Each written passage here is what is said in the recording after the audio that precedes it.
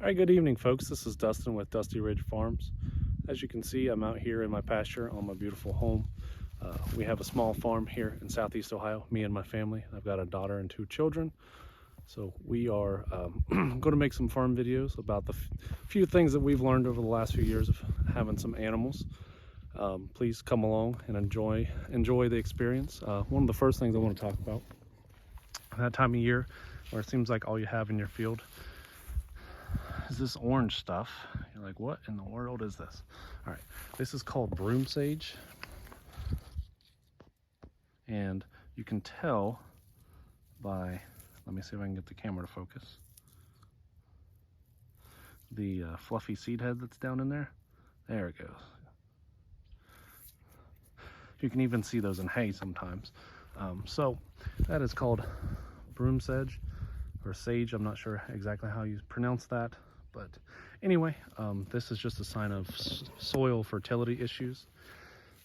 Mainly happens in areas where the topsoil has been eroded away due to overgrazing, and then heavy rains come through.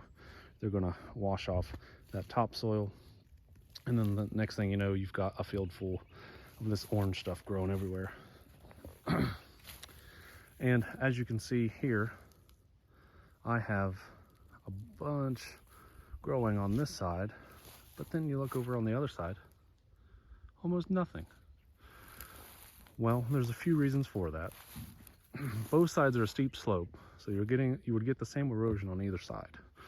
But this side is exposed to the hot afternoon sun. This is a south-facing slope. That side over there with the garage is a north-facing slope, so you're not going to get the same amount of sun exposure. And this is an orchard grass. So if you know anything about orchard grass, it's a bunch type, and it likes to be left a little bit taller. So if you continuously graze orchard grass short year after year, you're going to kill it off. And in this area, it's just been ate down so many times that it started to weaken. It didn't completely die out, because you can see we're getting the green back in here, but we've had to take a few years of trying to build that back into our soils. And we'll walk out here. I'll take you on a tour through the rest of our pasture and show you a couple other weeds and issues that we're fighting and a couple projects I've got going on right now. So we believe in rotational grazing, which is where you set the animals up for, I've seen anywhere from 6 hours to 2 weeks. So we usually do 5 to 7 days per rotation.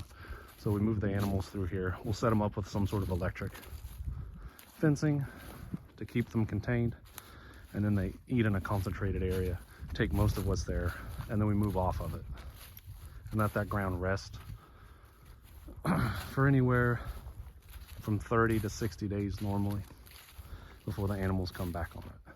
Now, we've got out here, and look at the difference. You don't see nearly the broomsedge. And I think one of the reasons is, look at how much flatter this is than where we were just at. I think that is the main reason why I'm not seeing as much. I think we didn't have the topsoil erosion out here that we did on those steep slopes. Here is a immature plant, so if you don't have the huge long stems of it, here's what the base of the plant looks like. And also want to show you the first few years that I had this farm, I wasn't able to run enough animals on here to keep it ate down, excuse me. And one thing that I did is I had my neighbor come through, and he graciously mowed the fields for us. So he didn't cut hay off of them, he just mowed them. When you do that, eventually you get this. So you can see the grass on top, and then underneath that grass is literally turning back to dirt. And then you've got good dark soil. If anybody's familiar with Southeast Ohio, we have a ton of clay soils. Well, the best thing you can do for clay is to add organic matter back to it. It helps it grow better grass and just be more productive ground. So that's why we're so big on moving the animals, hit an area hard and then get them off of it, let that area recover. See, like this, you can tell from where we had them on here this winter, we've got a ton of manure in just a small area. It can be hard to walk in there sometimes, but then when you give it 60 days to rest, all of a sudden all that vanishes. You can see this here is starting to break up pretty good. So for February in southern Ohio, this is pretty amazing, but look at this. We're starting to get a little bit of regrowth on our grass. So that's encouraging. Orchard grass is one of the earliest growing grasses. So if you're in a colder climate and you're looking for something to start your grazing season off with, orchard grass is always a good choice for that. But orchard grass does not like to be continuously heavy grazed. It wants to be grazed heavy and then get off of it and give it a break, and then you'll have a ton of production from it. So up here, you can tell we're starting to get the same slope back. Now, backstory, when I bought this place, it hadn't been used much recently, but for years they had this as a traditional cattle farm, traditionally grazed, set stocking, those sort of things. And you can see one of the scars right there. You can see another one just below those fence posts. The cattle, for some reason, cows love to walk in the same path day after day after day. And eventually that just chews up the ground and creates these compacted trails that go through there. And if you've ever walked or drove through one of these fields in the summertime when the grass is high, you'll be walking, then all of a sudden you'll hit, like this one right here in front of me, you'll hit this trail and it'll drop down 6 inches and you'll probably fall on your butt. Well, that's a good sign that somebody had some set stocking in their field and they just let the cattle on there for too long. So my next project though, my wife and I love sausage. So I am turning this, which this was not a healthy forest by any means. I do have some of that on the back of my property, but this up here was just kind of some spindly trees that were growing up and kind of shading the ground. This one here in front of us is a locust. I might leave it, I'm not sure. We have a ton, you can see these poplars. Had a ton of poplar, a ton of maple. So I've been coming through here this winter. This has been my wintertime project to get me out of the house. To turn this into, I believe it's called, pronounced silva pasture.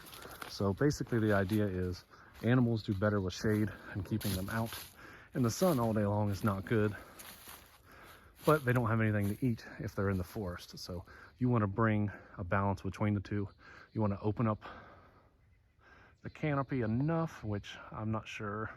We might still have to do a little bit more opening on that side. When we pan over here though, you can see how much more the canopy is open. So then that'll give you a lot more sunlight to hit the ground and allow some grasses to grow, which I believe I'm going to do a mixture of clover and orchard grass in here once the hogs come in and they do their thing. It might take them a few years. So look at this mess. We have a ton of multiple rows. And I don't know about you, but this does not look like fun to try to clear by hand. And I didn't want to bring heavy machinery in and tear up the topsoil any more than it already was. I would rather take my time and do this slower, but also be gaining fertility, because the hogs will come in, tear up the ground a little bit if you rotate them through. That's what we're going to do here, just like we do with all the animals. We believe that animals are meant to be moved, not set in one area. and left there for long periods of time. That breeds disease. It kills your soil. It kills the forage that's on the soil. It's just not a good idea.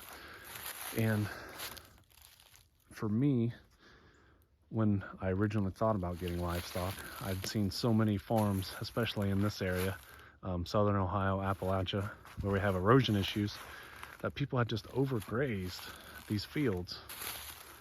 And I didn't want to do that. I thought that was the only way that you could farm. In the wintertime, your fields had to look terrible and your animals had to be stuck in the mud. And then I found rotational grazing, regenerative farming, whatever you want to call it. There's 100 different names out there, where you move the animals around and all of a sudden they don't need all of the medications, and you don't have to give them all of the replacement feed, and they perform better on grass because you're having higher quality grass. So to me, it just seemed like a no-brainer once I learned about these things to start. It just kind of took over like a passion, like learning about it and then wanting to do something to change our food system and to protect our ground, help our ground. You can tell here, you know, we've got some pretty good ground coverage. It's hard almost to even get to the dirt down in here.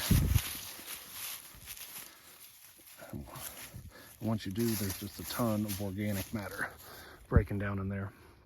But back to my original point, if you see farming done that way and think it's the only way, it's not.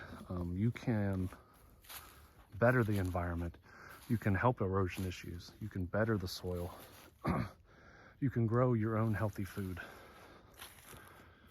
So we'll revisit this area in a few months. Obviously I have some trees to get out of here before we put the hogs on this, but I believe they're going to make a world of difference. See stuff like this, you're thinking, oh, I could take one of those out. Well, then every tree you look at has it around it. It just didn't seem like fun to me. Maybe I'm just lazy. I didn't think it sounded like fun to try to go through and cut all of this multiflora rows out. So when I learned that pigs would take care of that for you, and that you didn't have to have pigs contained into a small area where they were stuck in hardened soil or on concrete, you could have them out in the woods and they would perform better. Why wouldn't I do that? It takes the strain of having to do all this manual labor off of me and puts it on them, and they'll enjoy it. Sounds like a win-win for me. And also, forgot to mention, we also don't want to be wasteful here. We burn firewood, so anything that I'm cutting down here is just fuel to heat my home and to heat my family. So it only makes sense, because it's one of those things. It was hard for me to realize that cutting trees could be a good thing. I've always been told, especially in this area, with the history of people logging and the deforestation, not to cut trees.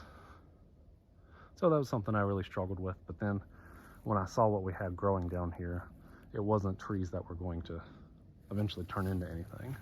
They were just going to be what they were. So it didn't seem like a detriment to the environment. Now my hardwoods, I don't know if I'll ever go through and cut that, because that would be something I would really have to think long and hard about. But anyway, folks, I appreciate you taking the time to watch this video. It's my first one. So if you wouldn't mind taking the time to subscribe, share it with a friend if you found it interesting. If you have questions or comments, leave them below. But until next time, this is Dustin. Thank you for watching.